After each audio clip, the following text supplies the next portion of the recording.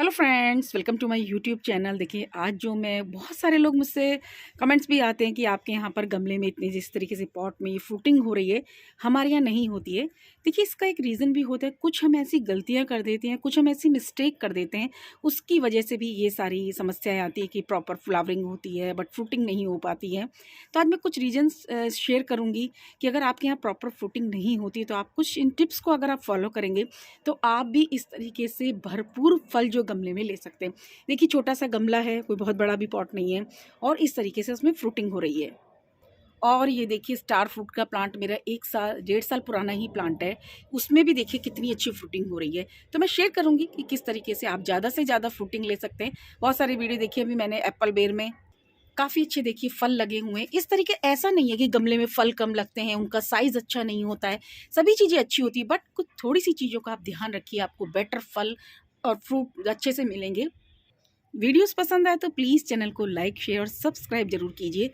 ये देखिए, सबसे पहले आज मैं अगर नंबर 1 पे एक बात करूँ तो हम प्लांट को रेडी करना होता है। जैसे हमने कोई भी प्लांट खरीदा है, ये कोई भी ग्राफ्टेड प्लांट लेना होगा। देखिए, सबसे पहले तो गमले में अगर कोई भी आप प्लांट ले रहे हैं और अगर बीज से लगा रहे हैं तो फ्रूटिंग बहुत लेट होती है और मे बी ना भी हो। तो सबसे पहले तो आपको जो प्लांट का सिलेक्शन करना है, ग्राफ्टेड ले, एयर ले, रिंग ले, दोनों से रेडी लेंगे तो आपके जल्दी वो फ्रूटिंग पर आता है। सबसे पहली गलती तो जो हम करते हैं कि जैसे कि मेरा ये प्लांट है, इस समय तो ये फ्रूटिंग पर है, काफ़ी अच्छे फल लग रहे हैं, बट आप सामने ग्रेप वाइन देख रहे हैं। इस समय देखिए बिल्कुल ये ऐसा लग रहा है कि डेड हो गई है, बट ये इसका डोरमेंसी पीरियड है। तो जब फरवरी का जैसे ही महीने आएगा, इस तरीके से देखिए मैंने इसे जो है पॉट में लगाया हुआ है, तो जैसे ही जनवरी का एंड आएगा तो हम जानते हैं कि जो बाहर का मौसम आता है इसके अंदर, फरवरी में इसमें फ्लावरिंग स्टार्ट हो जाती है।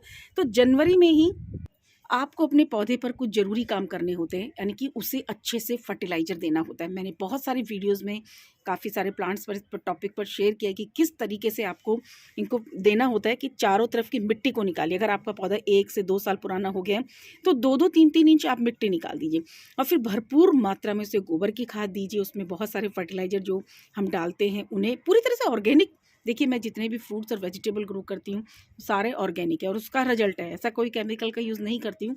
तो अब फर्टिलाइज़र, यानी कि इस पौधे की बाहर आने से पहले आप इसे अच्छे से खाना दीजिए, जिससे क्या होगा कि जब इसको अच्छे से फूड मिलता है तो ये बहुत ज़बरदस्त फ्लावरिंग करता है। तो ये इंपॉर्टेंट एक वर्क है। अगर आप अपने सभी जितने भी फ्रूट प्लांट्स हैं उन पर ये काम करेंगे तो फिर आप देखिए आपको बम्पर फ्लावरिंग होगी और उस पर बहुत अच्छी फ्रूटिंग होगी। मोस्टली देखिए, सभी जो भी वीडियो डालती हूँ फरवरी के मंथ में मेरे बहुत सारे प्लांट हैं। देखिए, हर प्लांट का एक अपनी अपनी टाइमिंग होती है। जैसे कि आम के पौधे में हम जनवरी में रेडी करते हैं प्लांट को, एंड में, जनवरी के एंड में।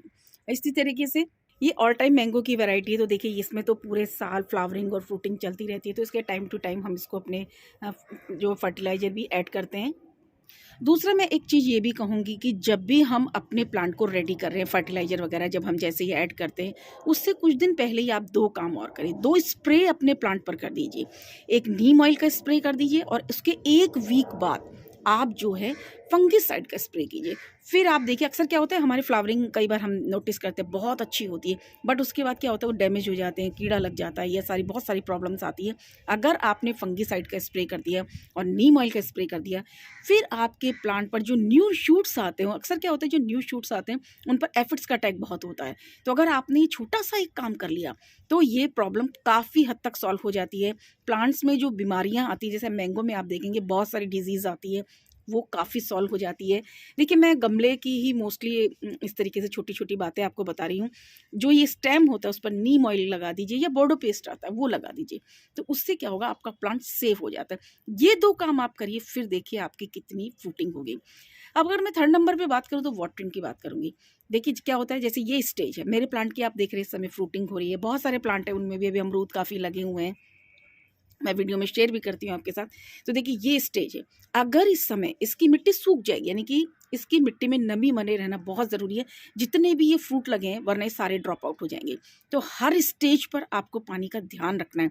सबसे पहला, जैसे ही हमने मिट्टी तैयार किया प्लांट को, उसके बाद जैसे ही आपकी फ्लावरिंग स्टार्ट हो जाती है तो आपको पानी कम करना है। देखिए कई बार क्या होता है, लोग जब ज़मीन में लगा होता है तो आप बंद कर सकते हैं, बट इस तरीके से पॉट में लगा हुआ है तो आपको पानी देना बंद नहीं करना है, आपको क्वांटिटी को कम कर देना है। और देखिए ये सारी चीज़ें आप अपने एनवायरनमेंट के हिसाब से सेट करते हैं। तो ये क्या, पानी जिस समय फ्लावरिंग हो रही हो आप पानी कम दें। इस चीज़ का बहुत इंपॉर्टेंट रोल होता है, क्योंकि जब हम पानी उस समय उसे ज़्यादा दे देते, फ्लावरिंग सारी गिर जाएगी। अगर आपकी फ्लावरिंग गिर गई तो ये मान के चलिए सारे फ्रूट्स ख़राब हो जाएंगे। तो वाटरिंग का स्पेशली ध्यान रखना ज़रूरी है, बट ऐसा भी ना करें कि आपकी मिट्टी बिल्कुल सूख जाए, क्योंकि गमले के पास कोई और सोर्स नहीं होता है पानी का। इसलिए उसको, अगर आपको लग रहा है 3-4 इंच मिट्टी सूख गई है, उसके बाद उसमें वाटरिंग कर दी, लेकिन आपको बहुत ज़्यादा वाटरिंग नहीं करनी है। एक चीज़ और भी है, जब आपके प्लांट पर बहुत अच्छे से फ्लावरिंग हो रही है उस समय कोई भी स्प्रे आपको नहीं करना है।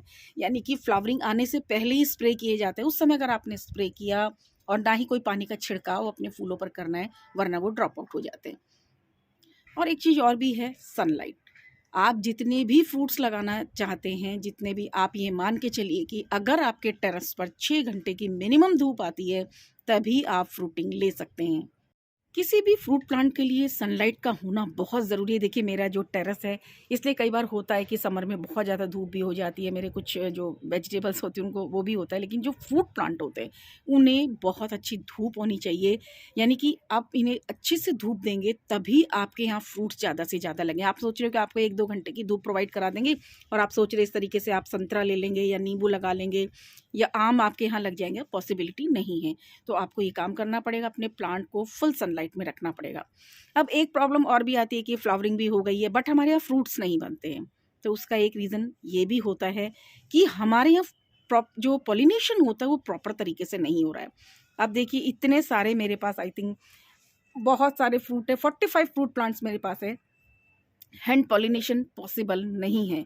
तो इसलिए मेरा, आप जब भी मैं अपना गार्डन आपको दिखाती हूँ तो हमेशा एक चीज़ दिखाती हूँ कि हर फ्रूट प्लांट्स के बीच, जहाँ जहाँ मेरे फ्रूट प्लांट लगे हुए हैं, इस तरीके से मैंने फ्लावर्स को अरेंज किया हुआ है। आप मेरे छत पे टेरेस पर जब मैं बैठती हूँ, इतनी हनी बीज आती हैं, तो समझिए अगर आपके प्रॉपर हनी बीज आ रही हैं तो कोई दिक्कत आपको नहीं होगी। यानी कि पॉलिनेशन बहुत बेस्ट होगा। आपके जो भी आप फल भी लगाते हैं, सब्जियां भी इस तरीके से ग्रो करते हैं, तो आपके बेटर पॉलिनेशन होता है। यानी कि आपको फ्लावर्स को, आप सोच रहे हैं कि आपने बहुत सारी, आपके पास जगह है, आपने बस सब चारों तरफ सब्जियां ही लगा दी हैं या फ्रूट्स प्लांट लगा दिए, आपको फ्लावर्स लगाने भी बहुत ज़रूरी है। आप नोटिस करके देखिए, आपके गार्डन में बहुत हनी भी आएगी। एक पूरा नेचुरल एनवायरनमेंट यहाँ पर हो जाता है, क्रिएट हो जाता है। मैंने हर जगह इस तरीके से अपने अरेंज किया हुआ है। देखिए हर फ्रूट प्लांट्स के बीच में, जैसे कि मैंने अपने इस तरीके से परमानेंट फ्लावर प्लांट्स को आप ज़रूर ऐड कर दीजिए, ताकि वो 12 महीने जिस तरीके से उनमें फ्लावरिंग होती रहती है, तो उससे आपके बहुत अच्छा पॉलिनेशन होगा। पॉलिनेशन अच्छा होगा तो फ्रूट्स भी बहुत अच्छे लगेंगे। और केमिकल का जो थोड़ा सा आप अगर कंट्रोल करते हैं, पेस्ट को थोड़ा सा कम कीजिए, क्योंकि इससे पॉलिनेटर्स थोड़े हमारे गार्डन में कम आते हैं। तो ये छोटी छोटी चीज़ें से मैंने आपके साथ शेयर की है, और बहुत सारी हो सकता है आपकी जो प्रॉब्लम्स है वो क्लियर भी हो जाए, क्योंकि बहुत सारे लोगों का यही आता है कि हमारे प्रॉपर तरीके से फ्रूटिंग नहीं होती है। देखिए मैंने तो अभी थोड़ा सा इसी प्लांट पे फोकस किया, वरना मेरे इस समय बेर, बहुत सारे फ्रूट्स इस समय लगे। और हर साल देखिए फ्रूट्स आप बहुत अच्छे से गमले में सकते हैं। देखिए मैं शहर में रहती हूँ, बट मैंने एक छोटे से छत के ऊपर ही इस तरीके से फ्रूट प्लांट्स को अरेंज किया, ताकि मैं इन सब का मज़ा भी ले सकूँ। तो आप भी इस काम को कर सकते हैं, बस छोटी छोटी टिप्स को आप फॉलो करेंगे तो आपको बेटर रिजल्ट मिलेगा। वीडियोस पसंद आए तो प्लीज़ चैनल को लाइक, शेयर, सब्सक्राइब जरूर कीजिए। Thank you.